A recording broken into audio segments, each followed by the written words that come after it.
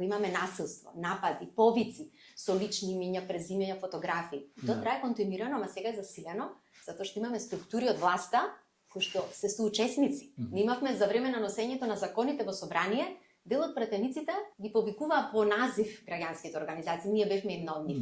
Така што тоа исто така е притисок и влијае на атмосферата. И јас се надевам искрено дека научивме нешто, затоа што не одамна пред само колку нема ни пред 2016 година ние имавме прогон на граѓанските организации токму заради различноста.